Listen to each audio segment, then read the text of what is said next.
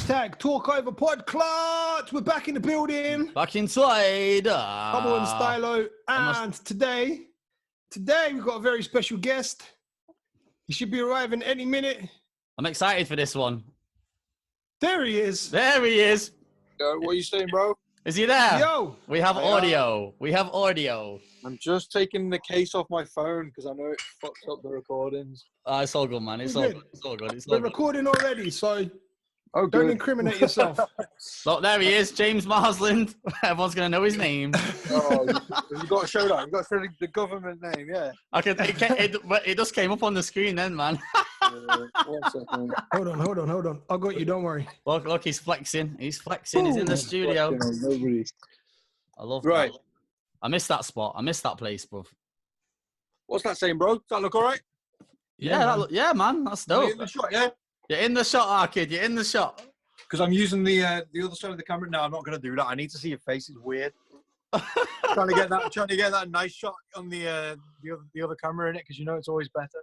There he is. There he is. Stick with the basics. We got James Hype in the building, you know. Finally. Yo. What's going on, my bro? How's chicks, man?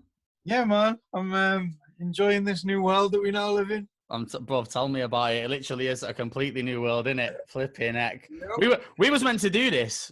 It must have been. Yeah. I was talking to my Instagram. It was like a year ago, man. I'm sure it was. Yeah, it was a long time ago. We were going to come over, innit? I swear we was going to come over, and you were. Yeah. Something happened. James is too busy for us now, man. Oh, I don't know. You know, I think something happened your end. You know, I don't think it was me. I'm not sure. I'm not convinced. I do remember last time I was in that. Is that still the same space? Yeah, man. Last time. Changed around a bit. What? Yeah, Sick. same room.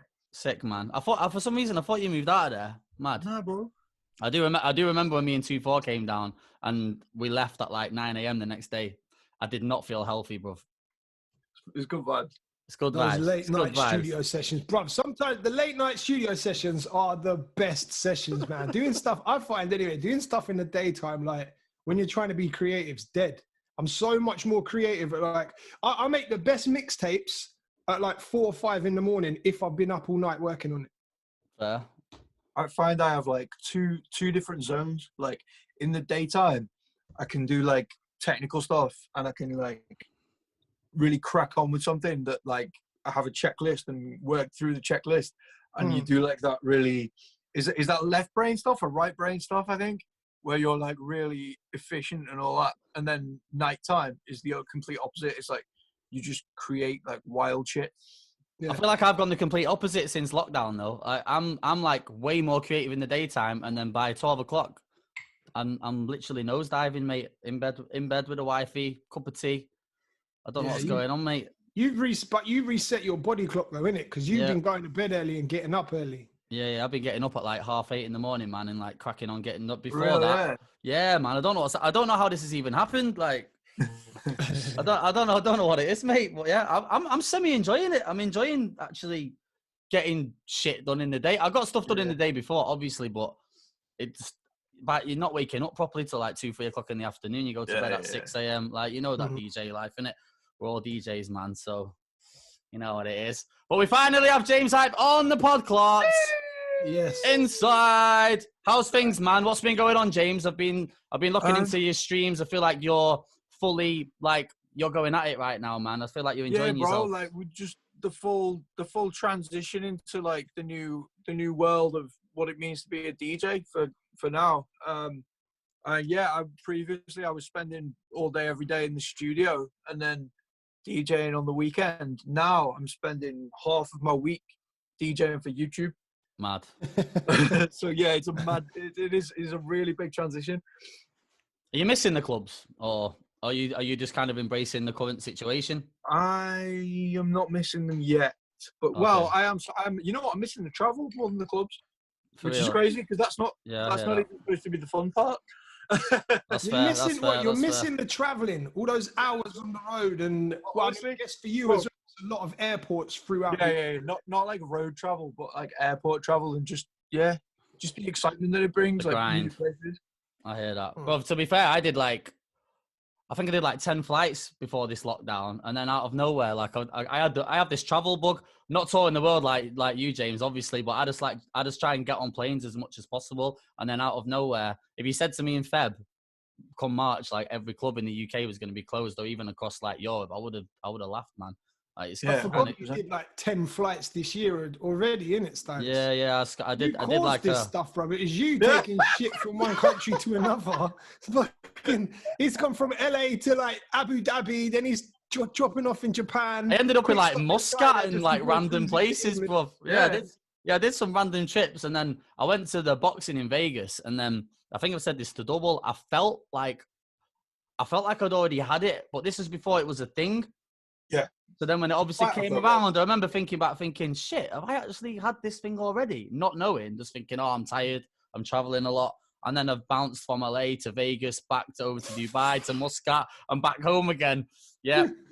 I might be, could be the reason behind this. We found patient zero. Single-handedly bringing the R number up to like 450,000 through all the airports that he's been Trust through. me. I'm just making a quick coffee, guys. Bear with me. Oh yeah, don't worry about us. Sorry, and you in your studio, Stylus? Yeah, I'm over at the studio, man. It's coming along. This is my little. It's actually a shipping container, man. Yeah, so, I've seen it on Instagram, I think.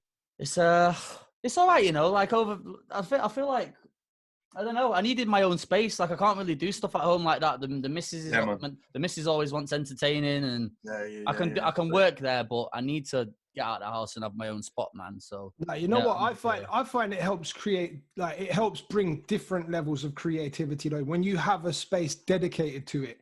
Because previously, like in previous houses that I've lived in, I've always made sure I've had one extra bedroom, and I've always turned that. So because I've got a little boy as well, so if instead of getting a 2-bedroom place, we'll get a 3-bedroom place, and the 3rd bedroom will become a studio. But what I've found is ever since I got this place that's not in my house, mate, I'm so much more creative because I can do everything creative here. And once I'm done, I can just leave it, lock the doors, and then I'm in the house. Do you know what I mean? And the house is a completely like leisure spot. I don't do my creating there. But I find I get more done when I'm in here. I think as well. And it's an escape from the wifey as well, brother. I use it as an escape, mate. Like, you can say it, bro. She ain't gonna watch the podcast. Yeah, for me, bro, the studio is like a zero procrastination space. Whereas if I'm working at home, I'm like, oh, there's so many distractions. There's so many things you can do. But when I'm here, it's like, yo, I'm only here for one reason. Do you know what I'm saying? So I've got to do the work. Still producing then, James? What's going on right now behind the scenes? Can you shed any light on what you're up to? I know you're streaming the YouTube. I'm in here right now, bro. I'm working on tunes right now. I've got I just signed a new record deal with Ireland. Congratulations, my bro. Thank you, man. I've seen that. So yeah, there's new music coming. I've got like 3 finished singles, but I'm waiting for features on all 3, which is brilliant. Okay. That's dope. How about sample clearance and stuff? Are any of them? One of them has a sample in, yeah. One of them has a sample. It's already been cleared. Sick. I'll give you a preview, but not on the podcast. You'll have the James flipping hype fans in here ripping audio. In terms of your deal, then, are you signed as a producer where you're doing remixes and stuff for the label, or are you signed as a completely separate artist so that you're releasing your own stuff? I'm signed as an artist, and then when I do remixes and shit like that, that's a separate deal that you will do for that specific remix with the label. So like as far as releases go, I'm signed to Ireland, which is part of Universal, and therefore I can't release music on any other label without them saying so. However, with remixes, that's a separate agreement because that's not my record. That's somebody else's record that I've... Right. You've just been asked to do the remix treatment. Yeah. Amazing. I'm really interested about your journey, you know, because Stylus was telling me before that... Go on. He was saying that you started out as like a bashment DJ, like very heavy into like dancehall and reggae music. I wouldn't say started out. Not started out, but you know. No, but what I mean is you had a time. I had a phase of being that guy. Yeah. Okay. I was saying, he said to me before, and I was like, maybe I don't know whether he was going to want us to talk about this or not, but we're in now. No. I'm open about everything. That's obviously you like when we met. you was like on the resident circuit around Liverpool and stuff. And we crossed paths a few times, and I was telling Double about when you booked me for that. What was the event called again? Wednesday Club. The Wednesday Club. And I remember getting there, and there was horns going off, and like James is in there lenging out the bashment and that. Like we just wanted to talk about like the transition from there to like obviously this whole James hype brand that you've built, and we've crossed paths. I remember we bumped into each other out in like Hollywood and stuff, and that random night when I got stung. Remember that night when I got stung? We got so smashed. I forgot about that. I never forgot, right? Because on the way back, I'd never used Uber before. Yeah, I'm out there on my own because that tells you how old this was. Rusky flew home, so I'm out in LA on my own. We've gone out for the night, and I was like, "Yeah, I'll get an Uber. We'll drop James off. He's over in." Was you at Venice Beach or something? Yeah, by Venice Beach, yeah. He's over in Venice Beach. I'm in downtown Hollywood. Anyway, I book an Uber. There's no normal Ubers available, so I go and order one of the plush things, not knowing any different. I'm just thinking, same. This will be the same price, all good. A big 20-foot Hummer pulls up outside or whatever it was. We all get in. There's drinks on deck, all that. Woke up in the morning, hungover. £200 bill in my email. The driver had taken the maddest route as well, hasn't he? Because we're liquored. I've seen the map the next day, and it's like round LA, up the beach, back around again. But yeah, I was just saying to Double, man, I remember like just seeing you on the circuit locally. Like, do you think for you having that resident like ethos around doing like longer sets and like building your trade that way has helped you in regards to like building what you've got now and the transition as well? It totally defines who I am. Like that's like, as far as producing music goes, I think that is my unique edge. Is the fact that I've spent so long, like I think I've done 10,000 hours playing music to people in clubs. You know what I'm saying? And that's literally like my unique edge as a producer, I think. Okay. That's dope. As far as the transition goes, that's not easy. That's all about leap of faith and timing. That's fair. Because I don't. Did you even used to play house back then? Or has it always been a thing? Because you've been quite. Well, there was a period after the bashment night that we're speaking about. There was a period where I consciously left all my residency gigs where I was playing that type of music, and I transitioned as a resident to someone who played dance music. So I transitioned from Liverpool urban clubs into I started doing Prism in Leeds in the main room in there, just so that I was able to play like 128 BPM music. You know what I mean? Okay. Just to solidify what it was that I was about, because I did have a big passion for the hip hop and the bashment and stuff that I was playing, but I saw my path forward as being because at this point I was producing like remixes and stuff as well. So I saw my path forward as being in the house music world. So yeah, I transitioned in my residencies and slid out of the urban ones and into the more dance music ones. And then the demand for people to book me just kind of grew and grew. And it got to a point where I was taking every single weekend off from these resident gigs. And I was doing bookings in other cities for like maybe double what I'd have got for the residency fee at the time. And like it's not like great money, but it was just kind of getting out there. And then when it came to New Year, one year I did my last ever gigs as a resident. I was like, right, I'm writing this off, because I know that took the leap of faith. Yeah, took the leap of faith. And I knew that I just had to quit, because when you're a resident, nobody wants to pay you. Like the difference in fee between a resident DJ and an artist is like 10 times the fee or more. Mad. Right? So at least 10 times the fee. That's the lower end artists we're talking about as well. Exactly, mate, yeah. So like it's pretty obvious that if the club owner or promoter knows that you DJ down the road for £200, £300, whatever, they're not going to pay you that artist fee, because they know that you're not that artist in their opinion. So yeah, I knew that I had to literally fully step out of that world and just kind of take a leap of faith. And put in enough work, making enough noise on social media to the point where when April came around, March, April, when the clubs start heating up again after the new year, putting enough work so that I would have enough bookings in my diary to survive after that point. Like I'd saved up quite a bit of money because I was at the top end of resident DJing. Like I used to do £450 on a Saturday night. And like, as this is a resident DJ podcast, like, you know that's a good resident DJ. It's a good amount for a resident. Yeah. So I'd saved up quite a bit of money, and I was just like, right, the only way I see this next step is to just go for it. Was there a point along there where you was thinking, obviously, because you take the hit financially, don't you, pulling away all the residency gigs? Was there a point in there where you're thinking, like, is it the right move, or was it just a case of being confident in your decision and actually, like you say, being out there on the socials and just really fucking going ham with it? I don't think I ever second guessed it. I think I had many, many sleepless, stressful nights because I didn't have any money, and I didn't know where the money was coming from. And like I was with my girlfriend at the time, and there were months where like she was paying for food and shit like that.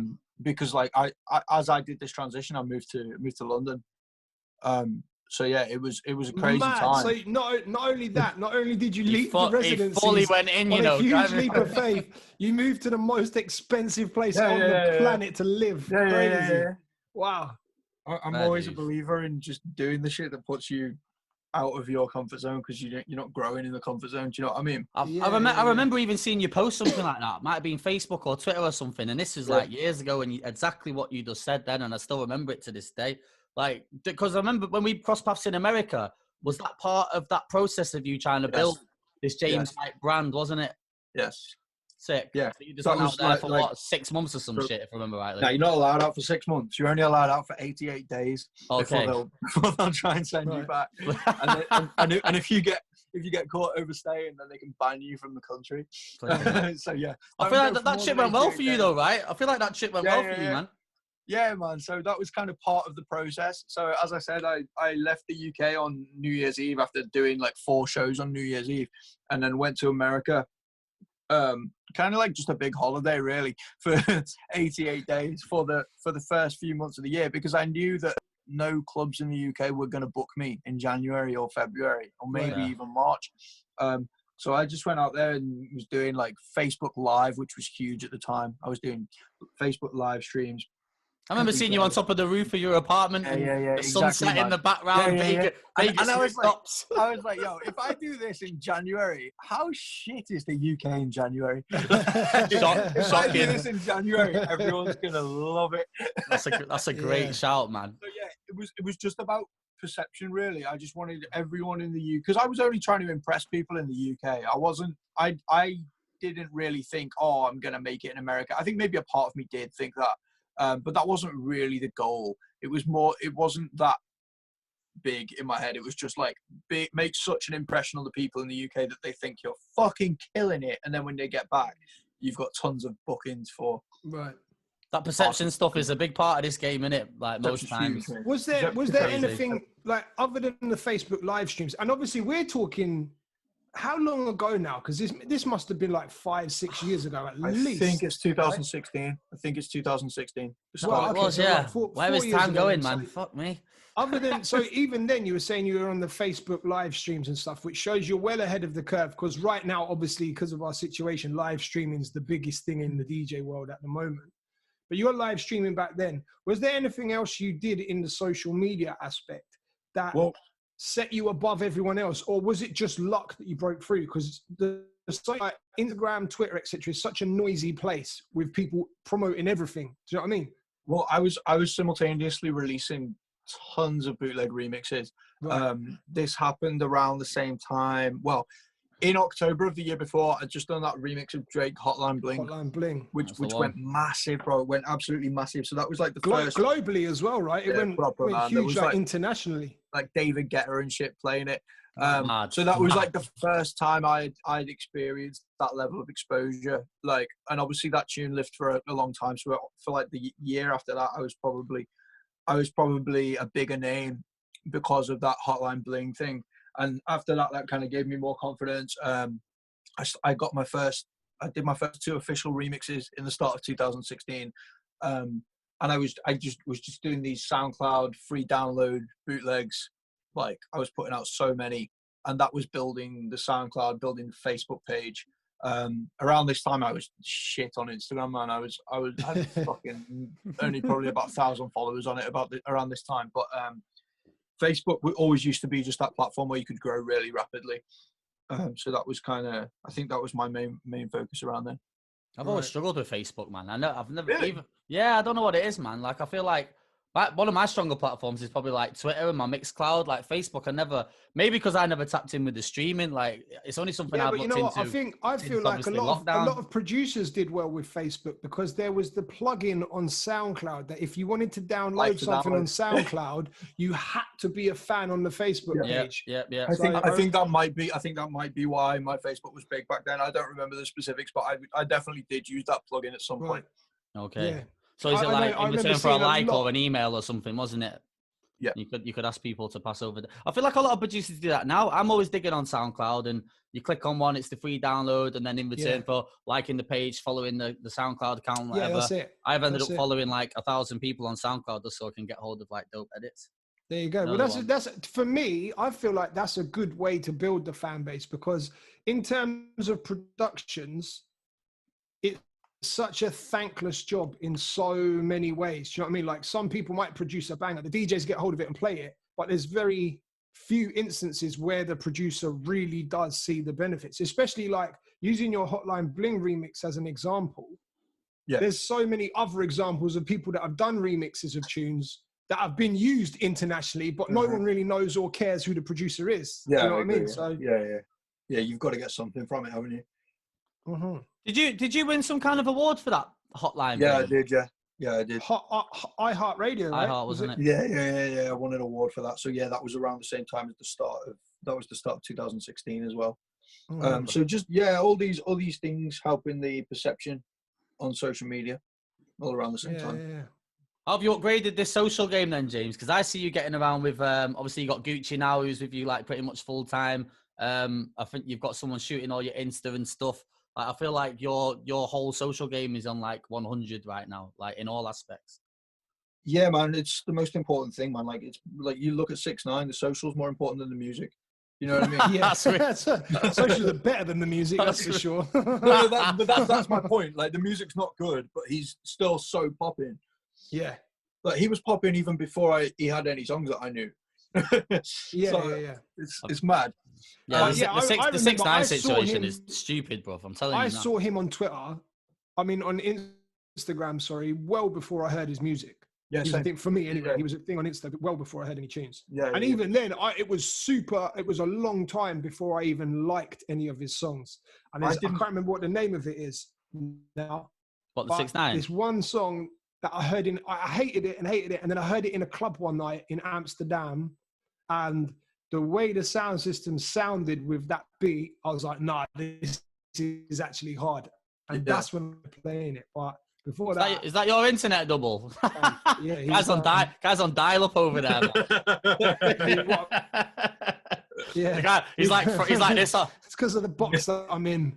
Completely frozen. Oh, did it all freeze? Yeah, it's all good. It's all good.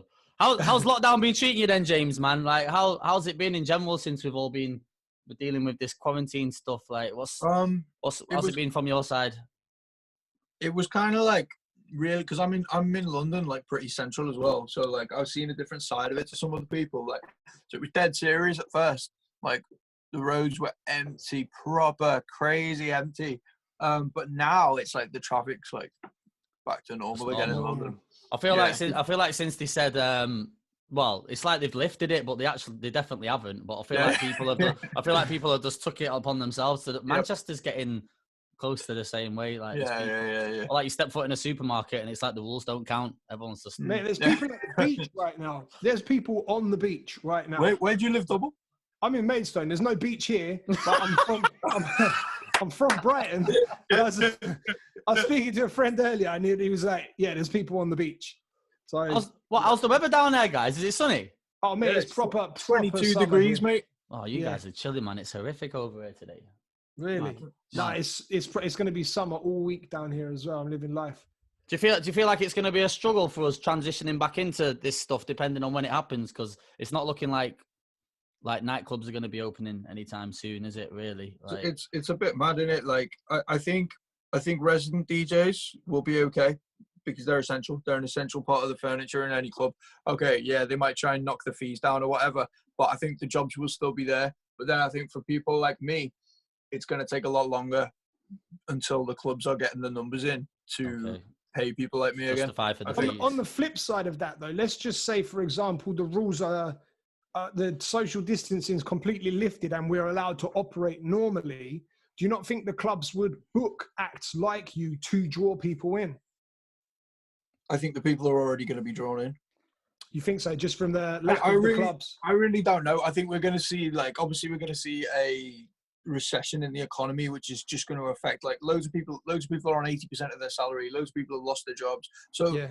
I think there's going to be a period where people aren't spending as much money. That's for sure. Obviously the clubs have got to account for the fact that they've been closed for so long. Yeah. So they're not going to want to fork out straight away on artists. It's really hard to say, man. Like, no one really knows, because I feel like they're going to open clubs with social distancing rules. I think that's what's going to happen. Yeah, I was having this conversation the other day. I feel like, in the supermarket they have the squares on the floor. And it's everyone's got a dance in a box. That's what I feel like it might come to, bro. There might be perspex up in front of the bar so that the bar people don't get spat at, and there's going to be squares on the floor, and you have to just stand and dance in your square, and it's going to be so dead. I think the squares are quite unrealistic, but yeah, it's not going to work. I do think they will be lowering the capacities. Yeah, okay. But even then, the thing with that is, though, even if you take a 500 cap club down to 300, that's still 300 people. If they're in the same room, you can't keep 2 meters between them. Was it that video where they're in the supermarket and they're showing the particles and stuff going, floating over the shelves, and they're showing how... Yeah, there was a video that they're showing on the news, and it was like how this virus is passed around within a supermarket. And I'm thinking, if that is 4 or 5 people on an aisle, like you say, putting 300 people in a room, is it even realistic? Like, everybody's sharing the same oxygen. It's a bit sweaty in that. I'll tell you what, there's two solutions, 2 realistic solutions that I can think of that I thought would help this. They wouldn't stop it completely, but there's 2 ways that would help reduce a nationwide pandemic again. And it's the first one, making all the clubs upgrade their ventilation. So there's literally machines, the air conditioning machines or whatever it is that... Double's thought about this deep. Oh, mate, this is the job, innit? This our job's on the line, bro. So I've been thinking of ways that it could come back. But one way is have ventilation or some kind of air system that completely replaces the room in the air every, say, 2 minutes. Like what they have on aeroplanes, basically. The air in the aeroplanes, not just in there, it's consistently circulating. Yeah. And the other way is to have geographical restrictions on clubs. So you can only go into a club if you live within 10 miles. Because in that way, it's going to stop Karen from Nottingham coming down to Brighton on a hen party. Do you know what I mean? And then if she gets infected, taking that back up the country, I love the way you come up with all these little schemes, Double. You're the guy for this stuff, man. Yeah, thinking outside the box. I want a job in the government, the governor of music and entertainment. Put me in. I definitely feel like this is going to change the way people approach clubbing and going out in general for the foreseeable, isn't it? Even you're saying small bars might open first or whatever, but even then it's the same kind of case. The minute you mix liquor with people being out and music and stuff, realistically, how many people are gonna stick to it? Do you know what I mean? But also, you got to look in the clubs. The music's loud. How are you going to chat to anybody? If you want to talk to a girl, or if you want to just chat to anyone, you have to be close. You've got to get close. Yeah. You got to be breathing in the air, mate. Pretty much. Yeah. And even with a mask on your mouth, they're not going to be able to hear what you're saying. So it's difficult, man. But those 2 things are the 2 things that I think would help ease things back in. Is the ventilation and the geographical. I do think it's sick the way DJs are fully trying to work around this and figure out other ways to make an income and keep that shit kind of popping, whether it's with the streaming and I've seen all sorts of people creating all sorts of kind of online content at the minute, and like you say, we have to kind of evolve with the times. And and it's kind of cleaning out a lot of the people that have jumped into it for the wrong reasons, maybe, or are not serious. Yeah. And then now Probably it's will, kind of yeah. cleaning the slate a little bit, and maybe the people that are really in it for the right reasons and are real DJs are still going to be on the other side of this. But yeah, it's an interesting one, man. When you said before about the fees, like we've spoke about this a few times, and I've spoke to a lot of DJs. Like people, we're gonna have to lower our fee and stuff like that, and it's not something I'm going to be looking at doing. But I guess not everyone's going to be in the same position to be able to do that, because, like you say, I feel like when this ends, it's going to become a bit of it's just going to be a rat race, in it. There's going to be a million DJs trying to go for it, or a lot of them are just going to pack it in because lockdown goes on. So, maybe it's not for me. I'm going to get a real job. I'm going to get a real job now. Like, I'm just trying to find different ways to keep locked in, man. Like whether it's streaming, whether it's building like my own little platform. Like, I think you guys checked in the other night, and I see what you lot are doing over there. I feel like you lot are like, you've set the bar like right at the top. No messing around with the streaming game. Bro, honestly, we're doing 2,500. Well, we've peaked at 2,500 live viewers on my own platform. Like that's no cross post. That's no cross post. That's no using no one else's platform. That's 2,500 on James Hype. What's that on YouTube? That's sick. Yeah, that's YouTube and Facebook combined. So our peak is 2,200 on YouTube, and then we had 300 on Facebook at the same time. Nice. How are you getting around the copyright issues with songs? YouTube's pretty good, man. To be honest, within the first couple of weeks, I learned what I can and can't play. Okay. Basically, anything on Defected Records, don't play it. Just don't play it. It's kind of like the same for Sony with us, like Sony or whatever. Yeah. Even like big James Hype, can you not get like on the whitelist for Defected? No, it's weird, bro. It's weird because the first few weeks of this. No, the first few weeks of this quarantine, the first few weeks of this quarantine, I was playing these tunes and they were fine. And then after a couple of weeks, it was like, nah. I feel like they've clamped down on it because they know, like, people are out here now, like. Well, maybe, but you know what it could be is they could be trying to see what Disney Plus just did. They brought all the Disney stuff off of Netflix, off of Sky, and they put it on This Disney is exactly Plus. what I think. Defected might be doing the same thing. They're putting restrictions everywhere. Because Defected have a massive catalogue of sick and very popular music. So if the only place you can hear that is Defective's platform. Yeah, and they're also doing bi-weekly DJ streams on their own YouTube. Oh, okay. There you go. There, we've cracked it. There we go. Well, we may or may not have. How are we to know? Well, yeah, like so. The Defected tunes, they're just getting pulled straight away. Every other tune, the record label will just monetize it, which means that they just get the ad revenue off your stream, which is fine by me. Yeah, that's cool. But then, Defected, they're pulling them offline, which is crazy. That's mad. I get the little warnings, but then most times it's just like you say, they just redirect the revenue. The only one or two that I've had flagged are from like old school 90s R&B artists. So I think the two that have been pulled and I've had to remove it, one was a Jagged Edge record, and one was, I can't remember what the other one was. It was like, I think it was Escape just kicking it or something like that. And I'm like, that's definitely Sony, isn't it? I'm thinking, you man need the peas. Yeah. Like, why do you want me to take it? Like, I'm not contributing millions of views, mate, but every penny counts. I'm thinking of all people to have my stuff removed. It's like non-existent artists that aren't even around anymore. So yeah, that kind of hurt me still. Do you think with house it makes a difference? You feel, because there's so much of it, and there's bootlegs and there's remixes and a lot of what I'm playing is on independent labels, is on like Beatport record labels. So I'm playing way less mainstream music than not mainstream. I'm playing way less major label music than an R&B or hip hop DJ would be. Just because like almost all hip hop that you play is some way involved in a major label, isn't it? Yeah, that's true. Exactly. Whereas probably 80% of what I'm playing isn't. So it probably is easier for someone like me. I find with house music as well, the audience of house music is so much more open to hearing a brand new song for the first time than like the hip hop or R&B community are. Oh, that's a great point, bro. Yeah, because like there's times like I've been to certain events in Ibiza, and obviously I'm not deep in the house game, but I've been to certain events in Ibiza where someone's come on and played a whole hour of songs that I had no idea what they are. Like I've never heard them before. And I feel like a lot of the crowd might have been that way as well. But it's still, because of the tempo and the vibe and the settings, they stayed up. If you did that with hip hop or R&B, play an hour of songs that people don't know. Bro, we're out here doing 10 songs in fucking 3 minutes. Yeah, you're playing to an empty room. Mixing ultra quick, talking to people in between songs. Like, it's near impossible. Like, I feel like with house, they appreciate the journey of it. So like they come and then they're willing to embrace and soak it up a bit more. Yeah, I think as well, it comes down to sonics as well. Like, if you have a tune that just sounds filthy or just sounds massive, people appreciate it just for that. But if it was hip hop, then and they didn't know the artist, then they wouldn't.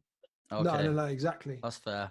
See, with your live we've got a snobby listenership, mate. Like they've got low attention spans, mate. They just like if they're not feeling it for 5 seconds, gone. It's curtains. Yeah, literally. James, with your live streams, I guess the fact that you've come from the journey of being a resident helps you keep it creative each time, because I find with a lot of guest DJs, when they're doing just like hour sets in different countries or different places, it's generally, at least on sort of a year cycle anyway, the same set in every place, because then they can just nail it. They have their tunes and transitions and stuff. Obviously, somebody in that position would struggle to do a weekly live stream and keep the order if the set was the same as last week and the same as next week. Do you think your residency experience has helped you be able to switch it up and keep creative and do different sets every week? I don't really know. It's a constant struggle, to be honest, because people know me for certain things as a DJ. Like, so people are like, "Oh, James, do One More Time versus Losing It," because that's like a transition that I did. But when it's done 6 million views on Facebook. Wait, so they're requesting specific people mixes. Request transitions from me. Yeah. That's like that's what my YouTube fan base is built off. It's not built off music; it's built off DJ skills. So the people are requesting specific transitions. So I kind of have to feed those people while not delivering the exact same set every time. It's kind of like if you imagine like you go to see an artist in concert.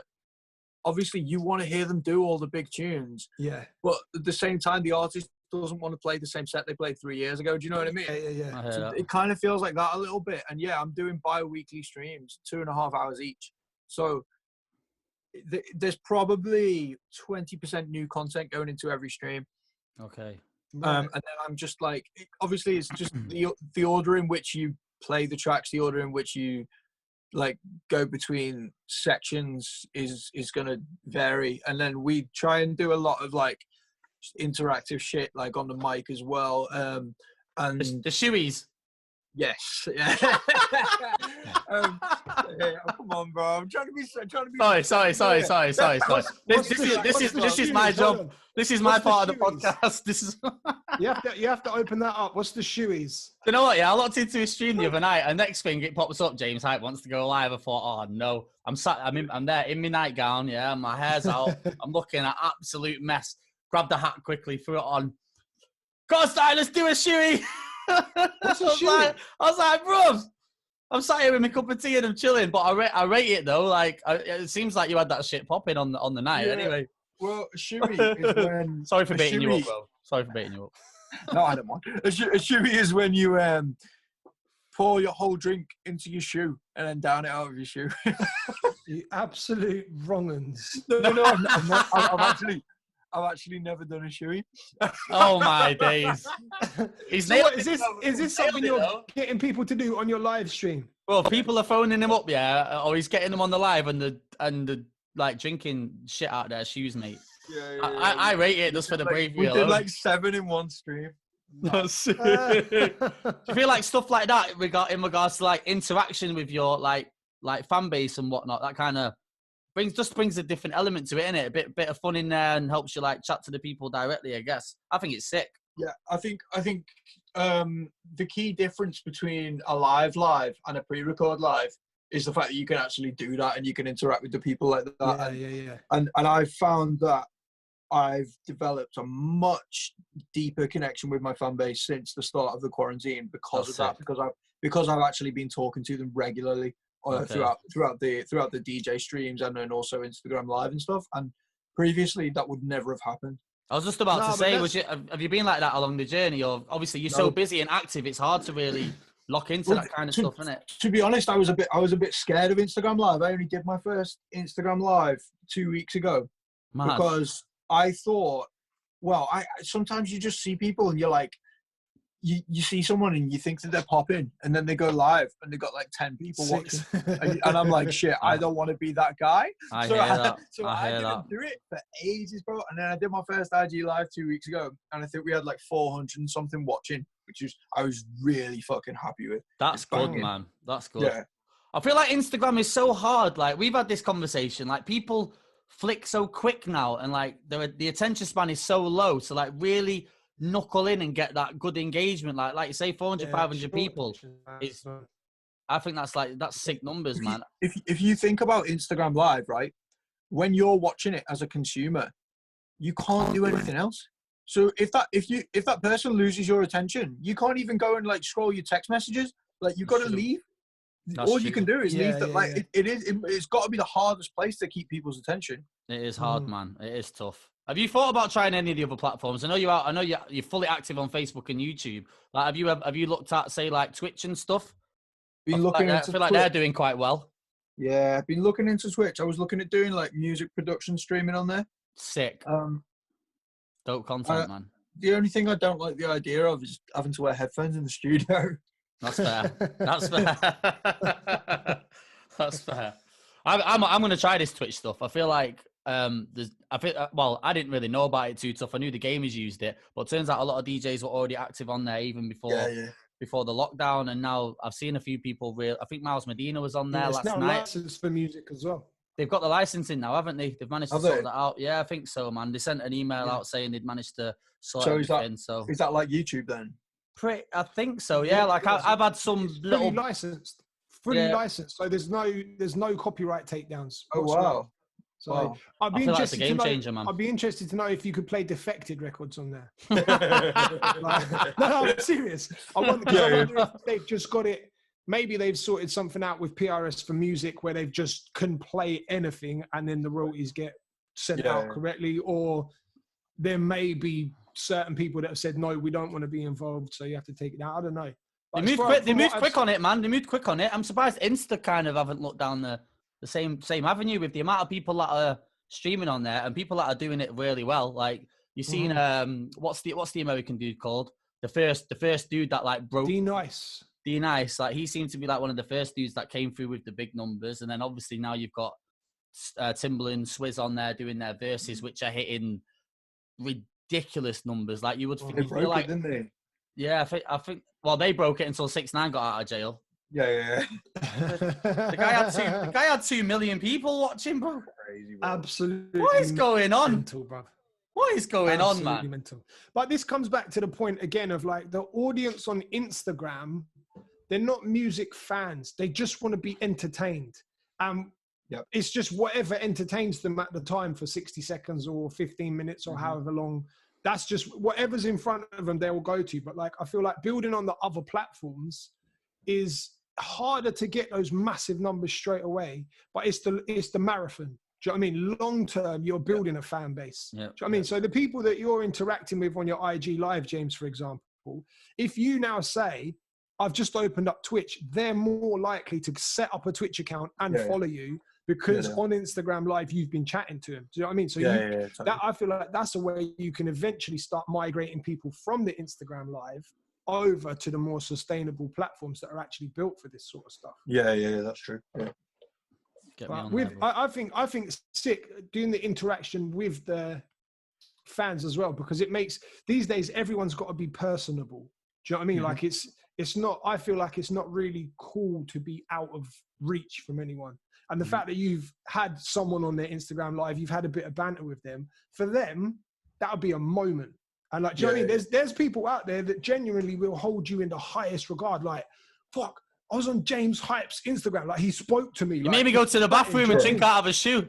Yeah, exactly. But you know what I mean? But people will actually like proper relish those moments. Like, oh, when I was in quarantine, like the best moment they had in lockdown will be when they drank out of their shoe and James Hype was egging them on. Do you know what I mean? Like, because of the banter that they had with you.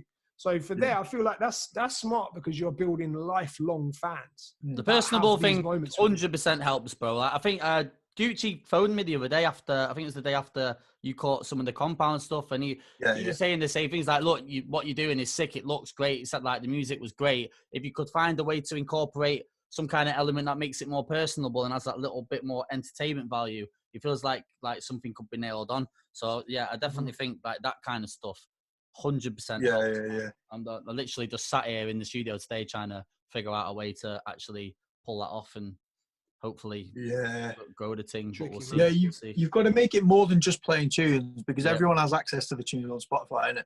True stories. Yeah. I feel like that's the angle I went with, was where the music can't be found on Spotify. So like I do so much.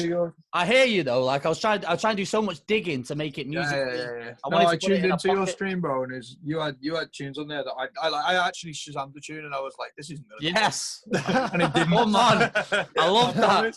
I love that. I feel like that's the angle I was trying to go with it, but like you say, it's still not enough, even though people can't find the music and have spent. I think it would be enough if it was something that you'd always done. If it was like, if you were selected, do you know what I mean? Yeah, true. Then it would be enough. But obviously, because it's a new thing, I think you need to grab attention in every way possible. 100%. Like, how many people are on the James Hype team? I know you've got obviously Gucci handles. Like, does he do the visuals and stuff, right? And then he helps. I was thinking he's gonna pop up from behind the camera or something. He's behind the camera. So he handles. Does he do like the camera element and like the tech side of your live streams and handling like the comments and all of that stuff while you're DJing? Yeah, you pretty much got that. Yeah, he does. He's my videographer on the road. Right. And he edits videos. He runs the OBS on the live stream. Sick. So that's kind of his role at the moment. And then we shoot quite a lot of like old fashioned videos as well, not live. You know what I mean? We shoot quite a lot of what's the opposite of live? Dead. Pre-record. Pre-rec. Is that what you mean? Yeah, we shoot quite a lot of pre-recorded. Guy said dead, you know. Look at some dead recordings, bro. So yeah, I've seen the dead videos. No. An example of that would be like the one you did on the London Underground, right? So that was a pre-recorded. Yeah, just like that. How did you? Was that a green screen? No, bro, it's real. You go in with the concepts, bro. I'll give you that. I don't even get surprised anymore when I see this shit. We literally hired it, and it wasn't even expensive. Mad. Really? Yeah, Mad. It's crazy. Mad. Fair play. Wow. Fair play. See, that kind of stuff is what sets like you apart from what everyone else is doing. Because I ain't never seen that shit done before. So. Yeah. Fair play. I take my hat off to you, man. You and Gucci though. You've been friends for ages, right? Because I remember meeting Gucci back in the day when he had his he's got his little snapback on and that, and his big bubble coat.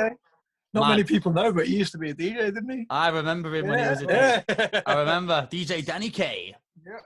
I'm gonna bait him up now. Sorry, Gucci. We met in the first club I ever worked in Liverpool. He was the head of promotions. Sick. That's dope. Right. And Okay, then you've literally there all the way through to this day, man. This day. Yeah. So excluding the people at the labels, who else is on like your personal team? Who helps keep the brand going? Personal team, Gucci's full time, and then I have Andrea, who he's like the go-to photographer. He's not like full time though, because a lot of the time, like there's either the gig's not going to be good looking enough for us to bring him along. You know, like if you're in like quite a dark club, then there's no point taking a photographer because you're not going to get good shots. So yeah, he's not full time for that reason. There's not always a reason to take him along. And then is that the double A? Is that double A? Is it double A Vision? Sorry, yeah, AA Vision. Sick. Yeah, he is this bad boy photographer. Super sick with it. Oh my days. Yeah. He's one of my best mates as well.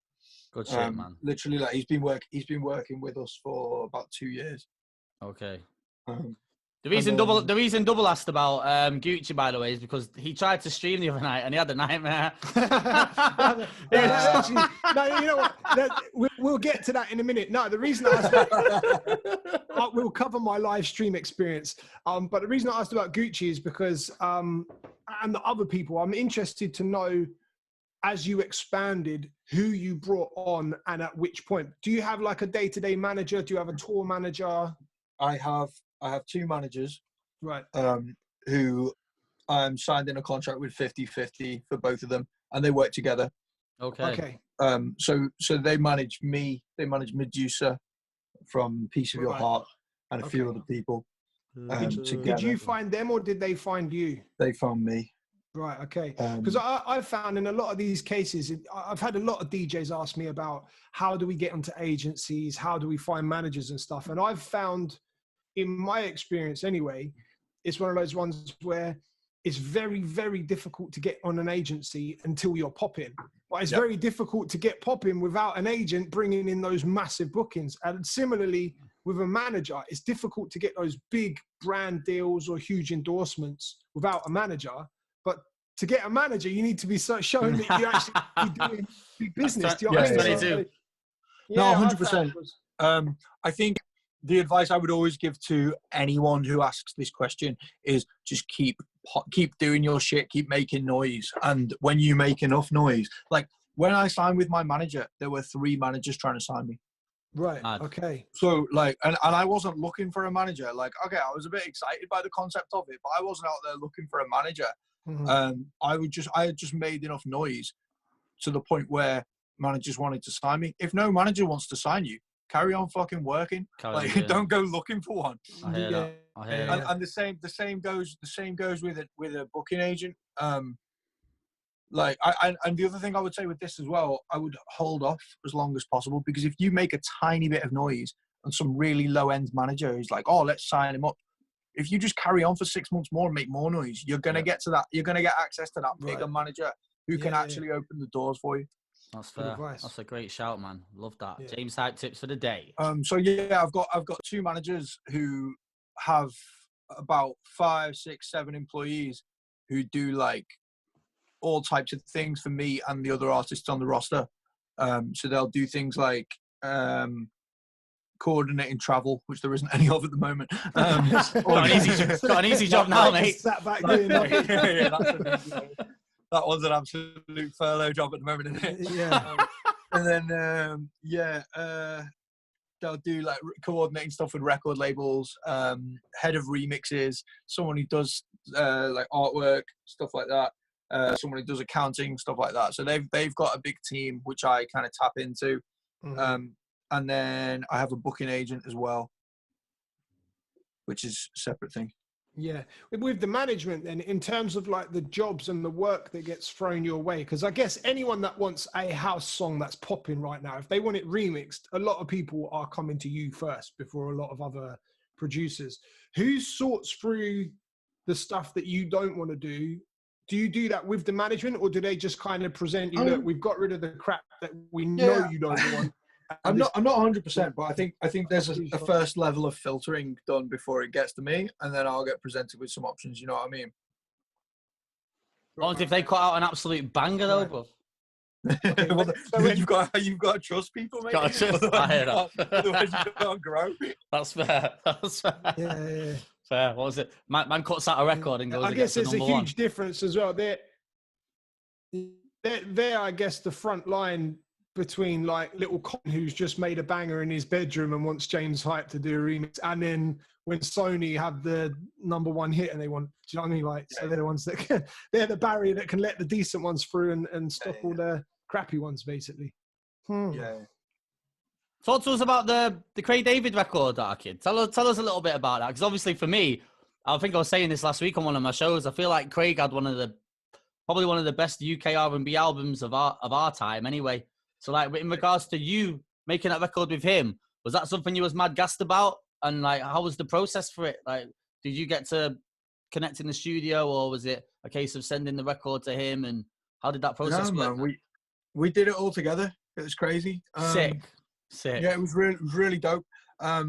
I was not like a Craig David like fan. Like I appreciated the great songs, and I appreciate the fact that like Drake said in an interview that he's one of his influences and stuff like that. So I appreciate how much of it. I can't remember where I heard it, but yeah, that's definitely. So I appreciate that I've always appreciated that he's an absolute legend, but I wouldn't say I was like a fan of his. And then when we had this No Drama song sort of finished, me and my manager were just like, who are we going to get to sing it? Who are we going to get to sing it? The record label are throwing all these options at us. And one of the names that kept coming up was Craig David. Now, I'd met Craig like twice before at this point because we've been on 2 lineups together, and he's such a nice guy. Like, he'll talk to, like, he probably had no idea who I was, but he just chatted to me. Do you know what I mean?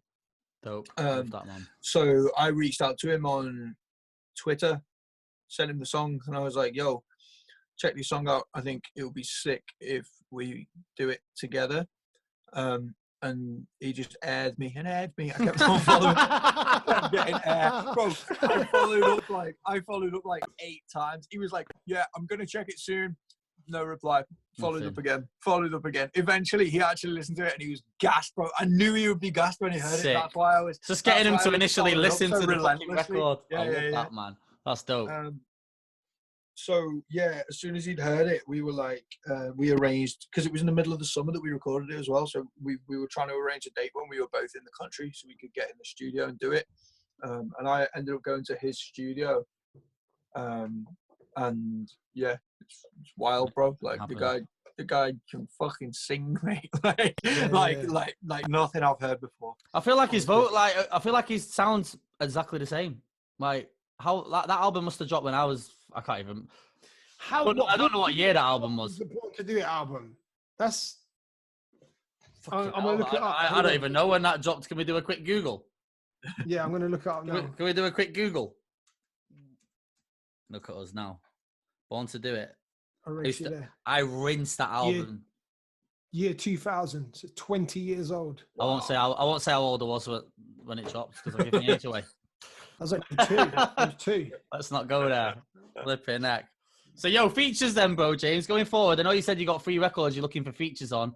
Anyone in mind that you're hoping to land, or can you say anything? I don't think I can, I don't think I can because there is a potential deal on the table with someone like an American rapper at the moment. That's fair. That's for fair. One of these records, but I don't want to say it because don't jinx it. There's like lawyers working and shit. Yeah, that's fair.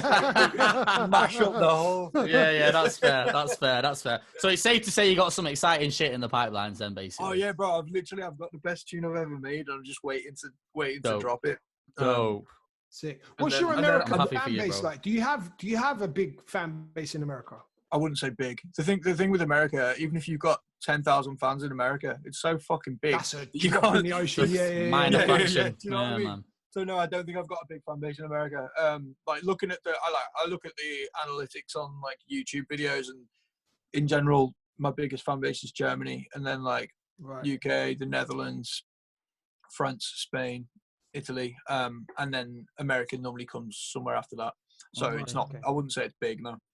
Yeah, I feel like you do a whole heap of shows across Europe. Like your fan base there is like spread out. It's pretty dope because I see you doing shows in some crazy places. Like your festival one is sick as well. My summer was supposed to be nuts, mate. Really? And none of it was in Europe, and none of it was in the UK either. It was all like Germany and Croatia, Netherlands, Belgium.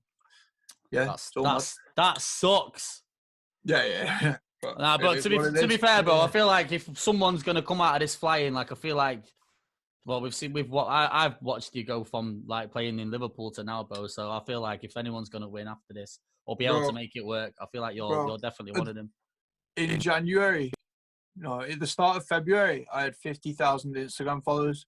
Now I've got 80,000. Mad. Well, yeah, lockdown's been going pretty well for me, mate. Yeah, that's sick. That's sick. I think that's the key, man. Like, you got to embrace this negative time and try and flip it and, like you say, build something. I think I watched something on DJ Tech Tools the other day, and he was saying how the last 2 times there's been a recession or something has happened, he's built something within that has gone on to sustain him for years, has allowed him to, like, buy his house for cash or whatever. Do you know what I mean? So if you can get something popping and really maneuver you can come out of this like shining, really. It's literally an opportunity because all of the status quo gets destroyed, and everything that was set in stone is no longer set in stone. Yeah. Such a huge opportunity for someone to just go woo through the middle of the whole mess. 100%. I feel like, there's these influencers and stuff that are posting out posts saying, "Oh, it's okay to be doing nothing during lockdown. Like it's all right to be sitting down." I feel like, you know what? Actually, it's not. Like it's really not. I feel the same. If you need to have a little bit of a pause, like that should have been done maybe the first 2 weeks. Yeah. While you just gather your thoughts. But if you are creative, if you're a DJ, if you're a producer, if you can do videos, whatever you can do, now is the time to get that shit going. Like, because when this lifts, you could sell it. And like, now's the perfect time, especially if DJing or doing music was the side hustle and you had a 9 to 5. If you're able to put that energy into creating something incredible, out the end of this, you might be able to leave that 9 to 5 and you might be the next biggest trend. Like, it's crazy. So I feel like, saying to people like, it's okay to not do anything. Like, no, it's not. Right now is when you can reset and just launch out the box with something incredible and something brand new. 100%, man. I think as well, I think a lot of people are looking at this as, like people keep talking about when things are back to normal, and people keep talking about like in normal times. Like, I'm not thinking about it like that. I'm thinking about now, because we don't know if we're ever going to have the same world that we once had. We don't know that. We don't know that at all. So all we can do is try and like smash the world that we currently have. We don't even know what world we're gonna get. So I think it's dangerous to think about like normal times and think about when things are back to normal, because that gives you a false sense of security that, oh, just chill for 3 months and then you'll be fine again. Like, no, I don't think that's the case. I fully agree. I fully agree with that, man. Bloody hell. The world's over. Oh my God. Yeah. Bro, the first 2 weeks of lockdown, I fully went under, bro. The first 2 weeks, I struggled, mate. I'm fine now, like I'm active, but the first, like Double said, I used the first 2 weeks. I was like, yo, life is over. I'm making no money. I've got bills to pay. I've got my studio rent, like my car. Like, oh my God, what is going on? I've lost 80-90% of my income. It's crazy. Mad. But I just haven't been thinking about that, because I just believe that money follows greatness. So if you just focus on the greatness, then money comes. You'll find some money at some point. I love that. You'll find some money at some point. Might find 20 quid walking down the street. That's the thing as well. I feel like, because I'm the same as you, like 90% of my income stopped. I've got a couple of other things that do get me a bit of money in, but under the pressure of my normal bills, like my mortgage and normal food outgoings and car and all this other stuff, I wouldn't be able to sustain. But all of that's on pause right now. So this is another thing that helps my mentality of now is the time to get busy. I don't have the financial stress hovering over me right now. Even to a point before the lockdown, there were certain things I would have to make decisions based on, is it financially going to help, rather than creatively or in terms of the brand, because I have a mortgage, I've got a little boy, do you know what I mean? I have dependents that I have to feed and clothe and stuff like this. Whereas at the moment, I'm like, well, I've got no income, but really I've got no outgoings either. Food, that's about it. So now I'm able to, that's where my mentality comes from of, okay, what can I create, or what can I start, or what can I do, so that as things do change and evolve, I'm coming out better than I was. So you're saying like you're actually freer than usual because you can create without thinking about how much money it's going to make? I definitely would say that, yeah. That's crazy. Yeah. I actually kind of relate to that, because like what I find with these live streams that I'm doing is like, I'm playing a totally different selection of music to what I would play if I turned up to a club and did an hour set, because you've got to give them that money set, you know, when you turn up and you do an hour. Yeah. Whereas when you're like doing something for passion, like a live stream, then you can be a selector and you can do a different type of thing. And I think that's kind of the same vibe of what you're talking about. Yeah. No, it's interesting about the live stream. So yeah, I tried to live stream. When was it started? Was it what day is it today? I don't even know. It was on, I'm losing track of the days. That might be. Yes, it was Thursday. Thursday night. I did a Throwback Thursday live stream, and I was trying to do it in my studio where I am now. And basically, it's not the best internet in here anyway. The studio computer where the OBS was running is on the opposite side of the room to where the DJ. So the DJ stuff is over there. Yeah. And where I'm sat right now, I'm using the laptop, but behind the laptop screen is the studio computer. So I'm broadcasting from the studio computer, DJing from over there. Things kept cutting out. It kept going wrong. I'm on the phone to Stylus while I'm trying to mix live on Twitch, on YouTube. He's telling me what's working, what's not working. Bruv, absolute nightmare. In the end, I just abandoned it and I just set my phone up. It was, mate, for a room full of equipment, yeah, I had a tripod with my phone cable tied to the top of it, pointing at the decks. And I was like, right, fuck this shit. I'm just going to go on Instagram Live. I'm just going to do it just because I'm here. I have everything ready. But I did a Throwback Thursday set, and it was all stuff like a couple of club bangers, but mainly just stuff that I wanted to hear. Throwbacks. Yeah. That was the only rule I set myself was, it has to be old. It has to be not new. It goes back to that conversation of like, if you're streaming and just like for us, if you're going onto your Insta Live and you're playing sicko mode into fucking Mo Bamba, do you know what I mean? Like, like actually push the boat a little bit and show a little bit more of what you're about musically, man. I found myself going back to the stuff I grew up on, and then like now with what I'm doing with Compound, like I've always been into that stuff. I've always listened to it and fucked with it, but like you say, when I'm going to the club, I'm giving people what they want. Do you know what I mean? Yeah, exactly. Like, there's an expectation to deliver sicko mode in a club as a DJ, whereas when you're doing your live stream, it's not a club. So you you can treat people like they actually want to hear something different in it. 100%, 100%. Blurred. Well, I'll stream tonight, mate. I'll see how it goes. Yeah, I need to crack this YouTube and Twitch thing. I've got another laptop now, because that's the other thing, is having the actual equipment to do it all as well. Yeah, that's true. Yeah. Like Stylus was lucky because he's got 2 machines, so straight from the jump he could get onto it. My internet here is dead, so I've got to figure that out. But I've dug up one of my old.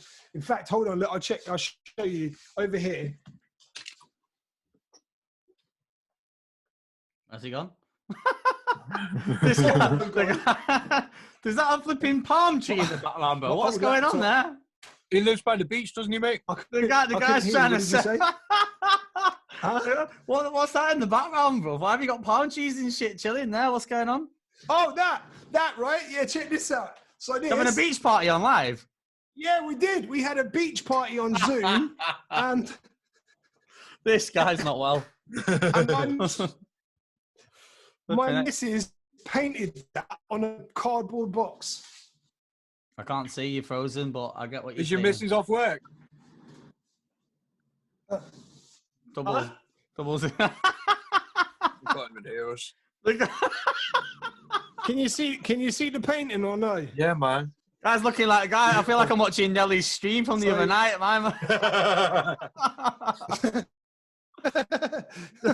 Yeah, me and Nelly share the same internet provider. Oh my days! I'm like, Nelly's got me. Yeah. You're back. Nelly's too busy shouting about his Diamond album. He can't get a fucking decent internet connection. Jesus Christ! Mate. Me and Nelly share the same internet provider. But go. Yeah, did you hear that? What I said about the thing in the background? No, I did not hear a word you said. Sorry, bro. Could you see it or no? Yeah, I can see it. You're setting the mood. Yeah, so we had a beach party on Zoom. Okay. And my missus painted that on cardboard, and then I had it behind the decks behind me, so just to add to the beach party. But yeah, it's pulling out all sorts of creativity in this lockdown. Oh mate, yeah, it's crazy. I didn't even know she could paint. I had no idea. I've been with this girl pretty good, to be fair. Nearly 14 years, yeah. Oh my days! I had no idea she could paint. She goes, "Oh yeah, I've just made this for tonight." I'm like, oh my days! Fair enough. What? You still there, bro? Right, your internet is shocking, bruv. We need to fix it. My internet is bad. We need to fix you up. Yo, James, thank you for coming on anyway, my G. It's been a pleasure, man. We've been trying to make it happen for time, and I thought, do you know what? When you looked into the stream the other day, it's like, right, I'm on him. I'm on him. Yeah. Let's get him now while we can. I feel like now is the best time to be able to chop it up with people because, like you say, no one's moving too far in it. So, yeah, man, it's been a pleasure. But Yeah. Yeah, All the best with 100%. your future ventures, Arcade. I'm sure you're going to continue to fucking smash the thing as you always do. What's the next avenue for you, man? Are you just going to continue to roll with the punches while we're in this lockdown and just, like you say? Yeah, man. I'm trying to get the the Stereo Hype apparel launched, but it's hard work because Okay. Our distribution center is running on a lower staff than usual, so it's hard trying to get because I've been wearing this shit for fucking There we go. more than 6 months now, and there's a big demand for it throughout the fan base, and I really wanted it out by the start of the year really, but yeah, the coronavirus has affected kind of killed it that as well. Yeah, so but yeah. So he's got the clothing brand, yeah? Yeah, Come on. That's dope. Man. Send us a t-shirt, G. I will as soon as I can. We'll plug that shit. Is that merchandise relating to James Hype, or is it completely like a separate business venture that you just kind of it's a separate brand. It's Stereo Hype is the name, so it's a sort of spin-off brand. I wanted to keep it as a separate brand though, so it's possible that it can grow in a different direction to me. Do you know what I mean? Okay. Right, yeah. Also, I think you're asking a lot if you're asking a fan to wear James Hype on a t-shirt. Whereas, like, if it was me personally, I'd rather wear a brand name on the t-shirt than the person's name. Do you know what I mean? We all used to rock t-shirts with our names on back in the day when we were coming through. I've been there as well. Yeah. No, I don't mean for me personally though. It happened 2009. Yeah. Did you have a website on it as well? Oh my days! Of course. I don't think I had a website actually. I don't think I had a website at that point. But I definitely had DJ Double written on my t-shirt. Yeah. I remember doing one of my first gigs in town and made all my homies come with t-shirts on. What a sad guy I was, mate. But I know all my homies are there wearing stylish t-shirts, looking like fucking cheerleaders. Yes. Anyway, no, that's sick, man. It's sick how you've like you're evolving into that fashion stuff, man. It's looking. He's got the little logo on there. Yeah, come on. All right, big thing on the back. Okay. Yeah, this is basically all I wear now. Yeah. Bro, if you got to rock Bro, that's good. At least you're wearing it, bro. I see some people that have these clothing lines. They don't even wear their own stuff. Yeah. Crazy. What's the shout tonight then, bro? What you up to? What's going on? You in the studio right now? Yeah, I'm in my studio right now. I've got 3 days off from DJing. Okay. There we go. Because last week we did fucking 3 pre-records and 2 live streams, and I literally feel like I DJed for the whole week. And now, and then from Saturday night, I've got until Wednesday night. Okay. Without the streaming stuff DJing. I feel like the streaming, it's quite like it saps you a little bit, man. It's like it's intense. I did 4 hours on Friday, and I felt like I've been hit by a bus after it. Like you can't. There's nowhere to hide in it. The thing with the camera is you're performing non-stop. Like exactly. you can't chill for 5 minutes because you're conscious that you're entertaining thousands of people. Exactly that. Yeah. I'm not entertaining thousands online, but I get the concept. No, but you know what it is, especially with the camera going, like you even have to be conscious about the fact you can't stand there and just be on your phone. Yeah, or even, did you see that clip from EZ's one? There's certain things you've got to be super careful with. EZ turned around. Days. And when he stood back up, he just went like that, wiped his nose, and everyone's like, "Right, everyone's saying he's bang on the gear." Yeah. So like, even stuff he might or might not have been, I don't know, but even stuff like that, you have to be super careful with. People will screen capture and be like, "Look, James Hype's coked off his tits while he's doing the live stream." Do you know what I mean? Like, I don't. The streaming stuff's not easy, man. Like definitely, like you say, you got to be on job for the whole duration of the stream, focused, locked in, and like the minute that camera goes off. I think the feeling of playing to loads of people and then the stream ends and you're just sat in a quiet room on your own. Oh yeah, you get the adrenaline crash that you used to get when you left the club. Yeah, 100%. Like it felt a bit weird. I remember doing my first stream. It went really well. I was like, yes, turn the music off. I'm sat in my empty container on my own, silence. Like, it's even weirder than after a club, isn't it? It's so weird. Because after a club, after a club, you still get to walk outside and like experience the real world. But after this, it's like you've gone from there's nothing. The virtual reality world of the stream, where you're really conscious that you're entertaining people, to being by yourself, like you said, in a silent room. It is mad. It's mad, bro. What has happened, man? How did we get here? Crazy. For fuck's sake, man. Quick as well, Oh my! innit? And it's like I can't believe the conversations we've been having on this podcast over the last few weeks. Like the world has just gone. Bro. Yeah. Virtual reality raves for the win. I'm seeing people host Zoom parties, private Zoom parties, and they're selling like entries to everyone. 200 people on a screen. Like everyone. Yeah, bro. People are doing it and they're making money, man. Like a clubbing brand up here did one last week. They had like 200, 300 people in there. Everyone's on mute having a rave in the house, and it's sick, man. Like I'm down for it. Do you think that the people who are selling tickets to those kind of things, do you think that's a social thing where you need to go because your mates are going? Possibly. Or is it about that definitely helps? I think if you can capture one person. If I was going to buy a ticket for a Zoom party, I would tell my friends. I'd be like, "Yo, Saturday night, I'm going to be locked into this. Like, just get a ticket and let's vibe." I feel like it happens on Insta already because, like, when I do mine, I'll get like certain people will go and tag all the friends in the comments, like, "Oh, Saturday night," and then Saturday night they're all in there, like pretending they're all getting like talking about getting drunk and let's go to the bar and shit. Like, it's just a bit. It's a bit mad. For people to actually pay to be there, though, that's the next level, isn't it? That's the next level barrier to entry. It's crazy. Yeah. It's crazy. I think like Zoom for me has been the best one because you can see the audience. I said this before, like on YouTube, and I found on YouTube and Twitch, you're just there. If you get comments or whatnot, it's cool. But some people are just coming in, watching, and then going. Same with Instagram. You can see who's coming in. You can actually see the people that are there, so you can shout them out. But on Zoom, you can see their reactions. Yeah, that's not only that, they can see.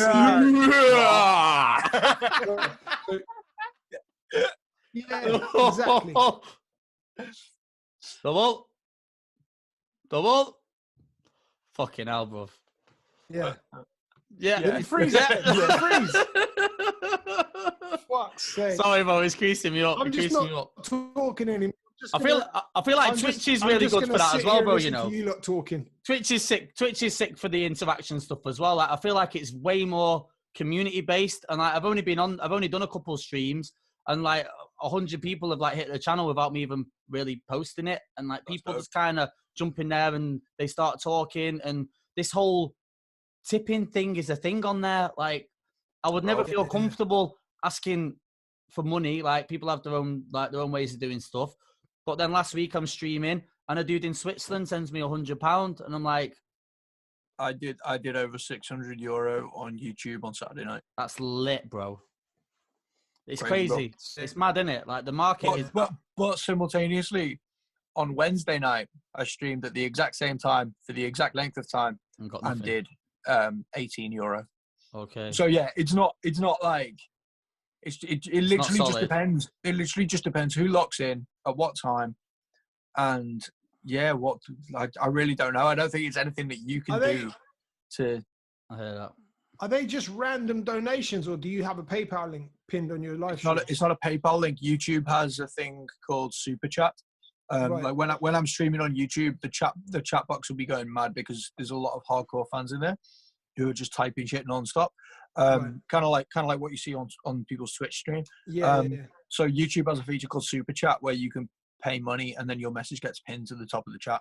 And the more you pay, the longer your message gets pinned for. Is that kind of like what Tory Lanez was doing? Because he did he did that show the other week, didn't he? Where it was like an interactive concert and people could pay to have their comment. He did it on YouTube like 2-3 weeks ago. That's exactly the same thing. That's the one. And people were paying to have their thing. Bro, that guy racked up some peas. You reckon, yeah, he was saying it. You think he got you like $50 or something like that? Wow.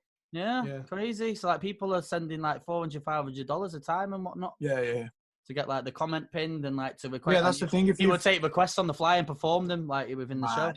Yeah, if you've got enough attention online, then there'll always be someone who's got enough money to donate to get some of your attention, won't there? Yeah, that's true.